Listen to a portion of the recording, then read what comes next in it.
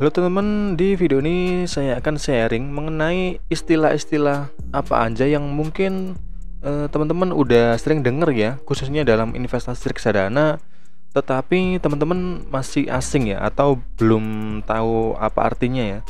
Mari kita bahas di video ini dan semoga ini bisa menambah wawasan teman-teman ya. Mari kita bahas. Nah, istilah dalam reksadana yang pertama yaitu mungkin kamu udah sering denger ya, namanya MI ya, atau manajer investasi, atau seseorang yang mengumpulkan dana dari masyarakat untuk dikelola dan dibelikan aset-aset tertentu sesuai dengan tujuan keuangan ya, sesuai dengan produk yang diterbitkan oleh manajer investasi. Nah, ini contoh di aplikasi ya, di aplikasi Bibit ada ini contohnya. Ini manajer investasi ya, ada banyak manajer investasi yang terdaftar di sini. Nah, contohnya Everest, Bahana, Batavia, BNI dan lain-lain. Di aplikasi yang lain pun sama ya, karena setiap manajer investasi ini bisa mendaftarkan produknya di ini ya, aplikasi apapun ya. Nah, di sini ya. Nah, ini contohnya Sukorivest Equity Fund. Ini berarti produk reksadana dari manajer investasi Sukorivest. Nah, istilah yang kedua yaitu bank kustodian. Nah, bank kustodian ini adalah bank yang memberikan jasa penitipan efek dan harta ya. Nah, jadi setiap aset yang dimiliki oleh manajer investasi itu tidak disimpan di ini ya, aplikasi seperti Bibit dan lain-lain ya, atau bahkan tidak disimpan atau disimpan langsung oleh ini ya, si manajer investasi, tetapi akan disimpan di bank kustodian ya. Nah, teman-teman bisa lihat ketika di aplikasi Bibit itu nanti akan muncul bank kustodiannya itu di apa, di bank apa gitu ya. Nah, di sini muncul bank kustodiannya ini. Nah, bank kustodian ini tempat untuk mengumpulkan dananya ya. Berbeda dengan bank penampung. Bank penampung ini untuk aset yang bersifat liquid ya, atau aset yang misalkan teman-teman melakukan pembelian nanti dia akan ditransfer ke sini ya, bank ini ya.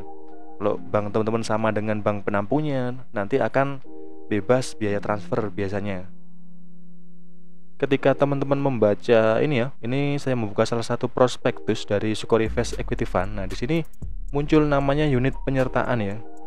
Nah, di sini ada unit penyertaan atau nilai penawaran awal ya, di sini Rp1.000 ketika si produk ini diluncurkan. Nah, Rp1.000 pada awal peluncuran di tanggal 8 Mei 2012. Nah, ini ketika sekarang ini namanya unit penyertaan.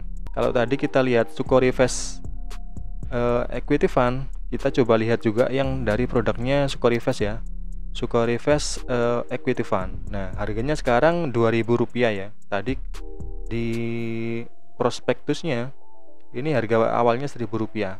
Berarti udah terjadi kenaikan ya, udah 2 kali lipat lebih ya, atau bigger. Nah, istilah yang kedua ada namanya NAB ya.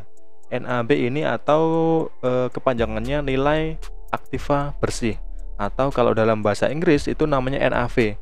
Nah, di sini di Bibit namanya NAV, Net Asset Value. Ini sama. Ini NAV ini atau nilainya ya, harga per unit itu berapa di sini. Kalau tadi unit pernyataan itu jumlah unit yang ditawarkan oleh si manajer investasi, ada berapa unit penyertaan. Nah, di sini ada 10 miliar unit penyertaan. Nah, di sini ada 10 miliar.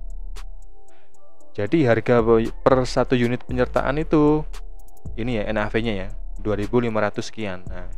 Nah, yang ada lagi istilah namanya ini ya, APERT ya. Mungkin teman-teman sering mendengar ya, atau agen penjual efek reksadana. Nah, siapa sih si agen penjual reksadana ini? Contohnya salah satu yang saya gunakan yaitu Bibit. Di sini ya, ada lagi seperti Bareksa, ada lagi seperti bank-bank konvensional itu juga bisa untuk jual beli reksadana, seperti bank-bank besar kayak BNI, BRI, itu hampir semuanya bisa untuk melakukan pembelian reksadana. Cuman di bank konvensional itu kelemahannya kita harus datang ke tempat ya, dan ada biaya biasanya.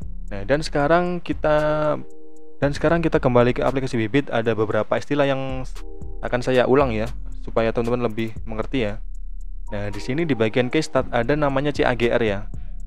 CAGR itu adalah Compound Annual Growth Rate, atau pertumbuhan atau imbal hasil dari 1 tahun terakhir, karena di sini 1 years, berarti 1 tahun terakhir ini di sini minus 11,4%, atau berarti investasi kalau di sini akan mengalami penurunan ya dalam 1 tahun terakhir ya. Kalau kita geser mungkin ke 3 tahun terakhir, di sini ada kenaikan ya sesuai dengan time frame ya. Lalu kita geser ke sini, ada namanya drawdown ya.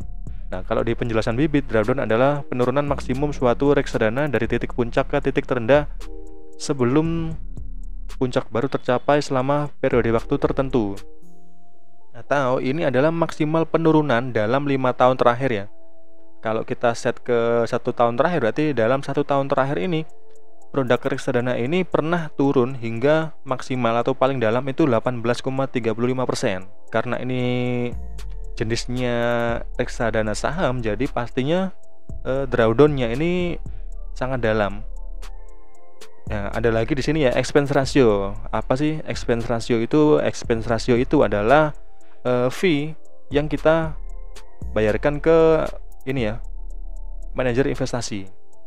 Nah, expense ratio ini digunakan oleh manajer investasi untuk menggaji para analis-analis mereka, karena ini kan saham ya, berarti ada banyak analis yang mereka kerjanya itu setiap hari menganalisa bagaimana market di saham atau market apapun. Dia akan memilihkan aset apa atau emiten apa kalau dalam saham ya, itu yang terbaik dan layak diinvest. Nah, otomatis kan itu akan menimbulkan biaya ya. Jadi mereka harus menggaji para analis-analis itu dan timbullah biaya ini. Karena ini saham, biasanya itu cukup besar, sekitar ini 4,7% ya.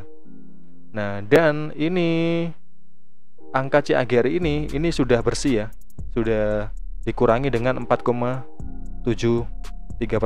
Jadi angka CAGR ini atau imbal hasil yang muncul di sini itu udah bersih dikurangi dengan expense ratio.